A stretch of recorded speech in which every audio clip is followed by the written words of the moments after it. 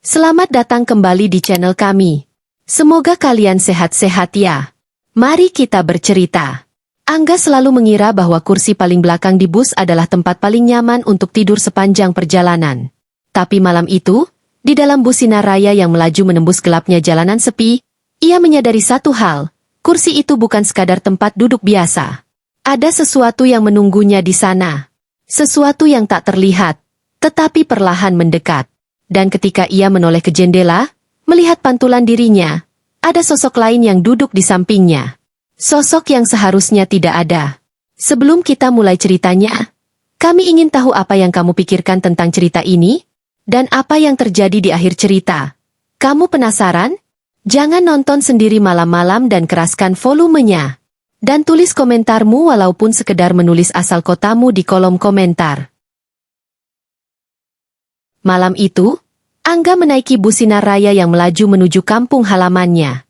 Waktu menunjukkan pukul 22.30, dan hanya ada beberapa penumpang yang tersebar di dalam bus besar itu.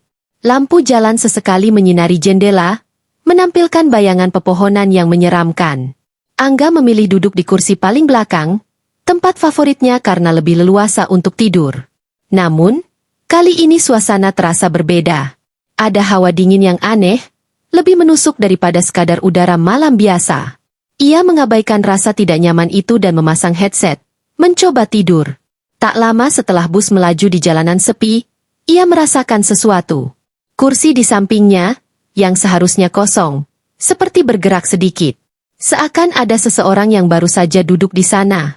Angga membuka matanya perlahan, melirik ke sebelah. Tidak ada siapa-siapa. Jantungnya berdegup lebih kencang. Ia melepaskan sebelah headset dan mendengar suara samar seperti bisikan, tetapi tak bisa menangkap jelas apa yang dikatakan. Angga menoleh ke depan, semua penumpang tampak tertidur atau sibuk dengan diri mereka sendiri. Hanya suara mesin bus yang terdengar. Ia mencoba menghiraukan perasaan aneh itu dan kembali menyandarkan kepalanya. Namun, tepat saat matanya hampir terpejam, sebuah suara lirih terdengar di telinganya. "Kenapa duduk di sini?" Angga terlonjak kaget dan menoleh cepat. Tidak ada siapa-siapa. Hatinya mulai dipenuhi rasa takut. Ia melirik keluar jendela, melihat pantulan bayangannya sendiri. Namun, ada yang aneh. Di pantulan kaca, ada seorang pria duduk di sampingnya.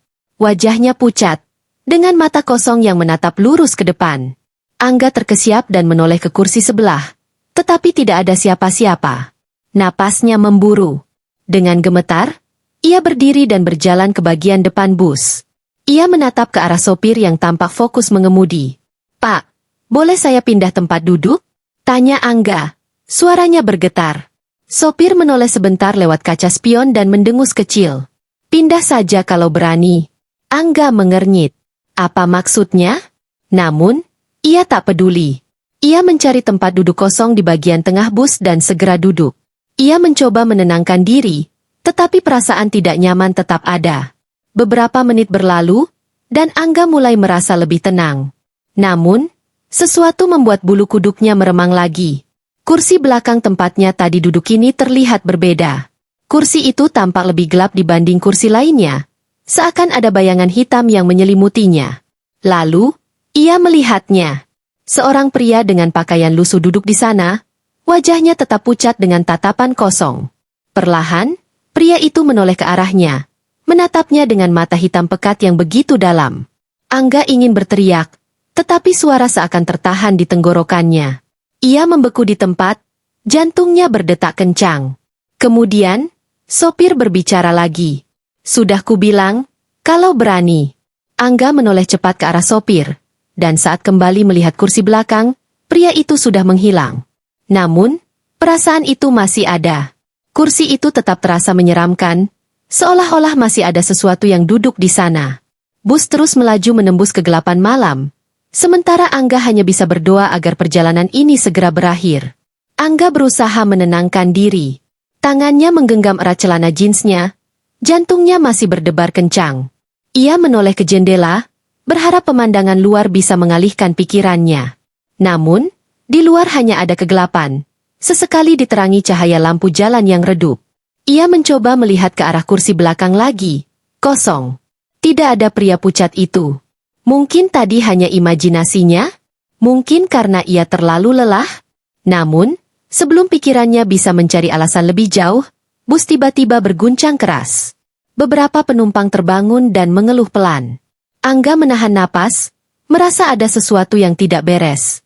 Sopir terlihat mengerutkan dahi, matanya fokus ke jalan. "Kenapa, Pak?" tanya seorang pria paruh-baya yang duduk di depan. "Jalanan tiba-tiba berkabut," jawab sopir dengan suara berat.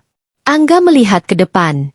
Benar saja, kabut tebal menyelimuti jalanan, begitu pekat hingga cahaya lampu bus pun kesulitan menembusnya.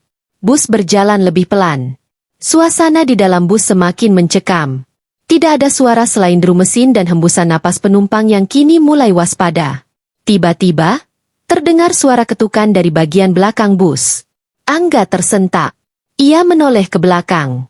Tidak ada apa-apa. Namun, suara ketukan itu terdengar lagi, lebih keras.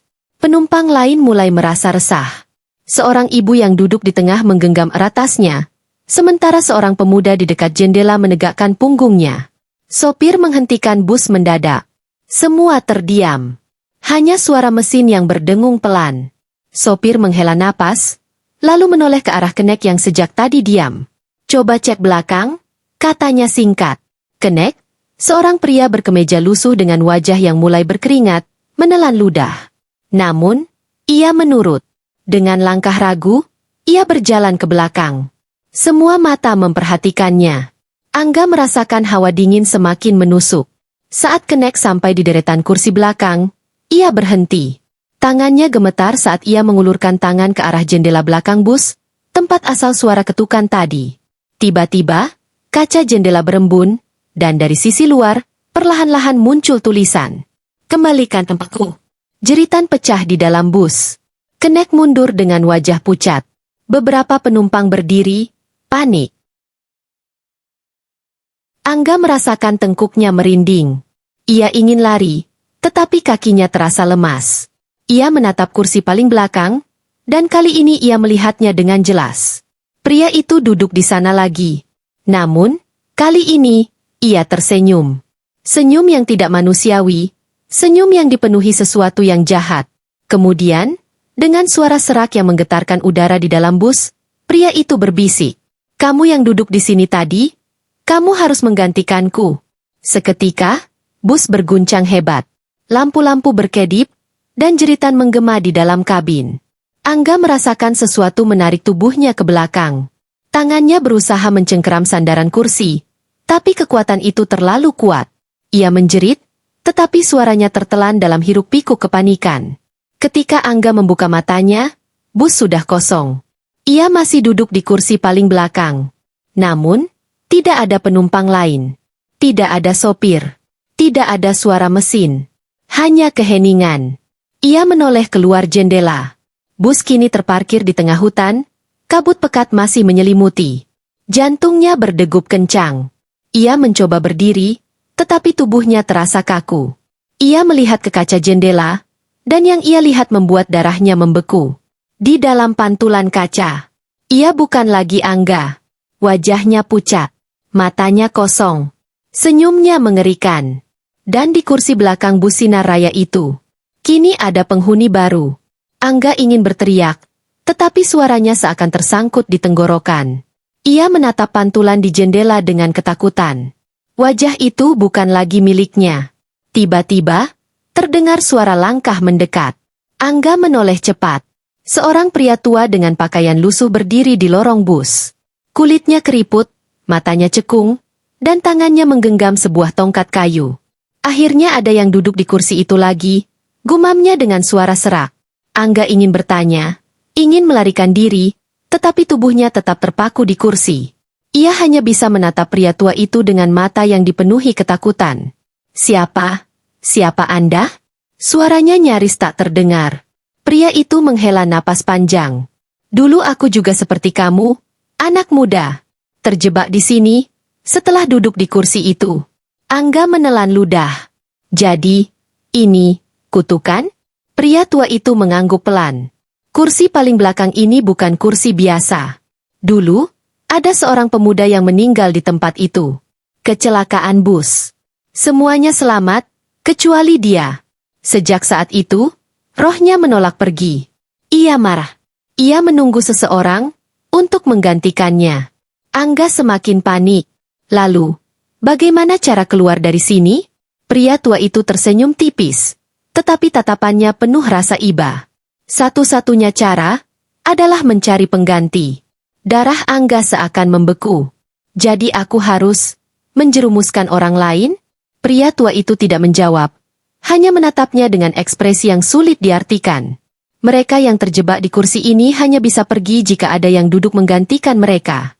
Itu satu-satunya jalan. Jika tidak, pria itu mendongak. Matanya menatap kosong ke depan. Kamu akan tetap di sini selamanya. Angga merasakan napasnya semakin berat.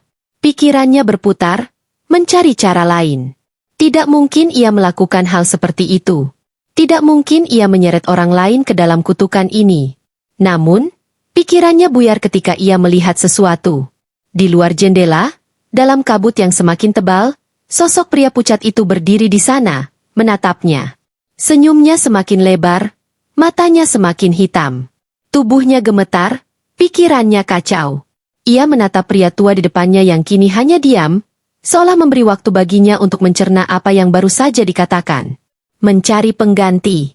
Itu satu-satunya cara untuk keluar dari sini. Tidak. Angga menggertakkan giginya. Aku tidak akan menyeret orang lain ke dalam kutukan ini. Pria tua itu menghela napas panjang, lalu berbalik perlahan. Kalau begitu, bersiaplah untuk tetap di sini. Angga menoleh keluar jendela. Kabut semakin pekat, hampir menutupi seluruh pemandangan. Sosok pria pucat yang tadi berdiri di luar kini menghilang. Bus ini, apakah aku sudah mati? Pikirnya ketakutan. Ia mencoba menggerakkan tangannya, masih bisa.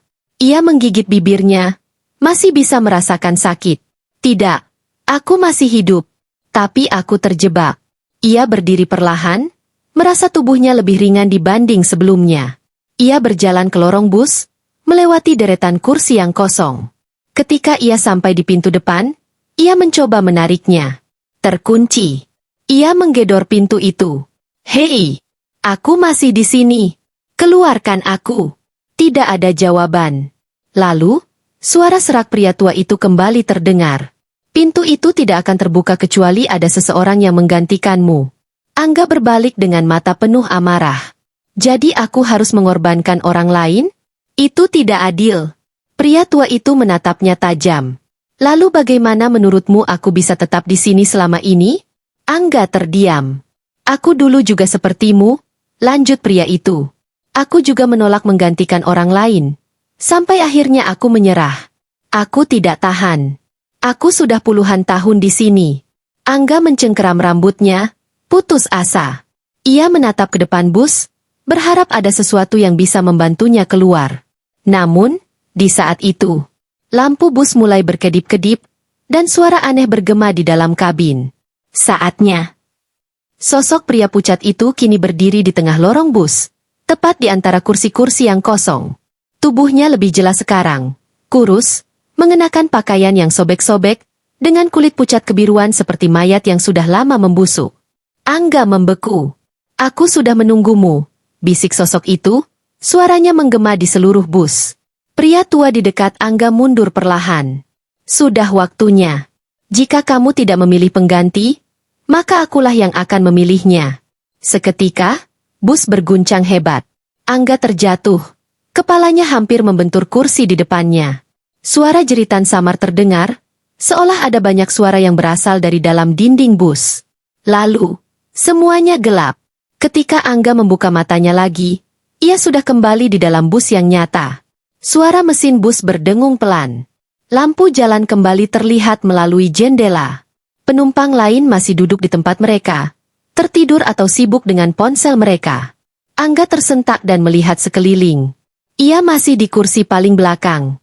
Tapi ada yang berbeda. Ia bisa merasakan udara lebih dingin dari sebelumnya. Dan saat ia menoleh ke kaca jendela, pantulannya bukan dirinya. Wajahnya masih tampak sama, tetapi matanya kosong. Lalu, di sampingnya, seseorang duduk.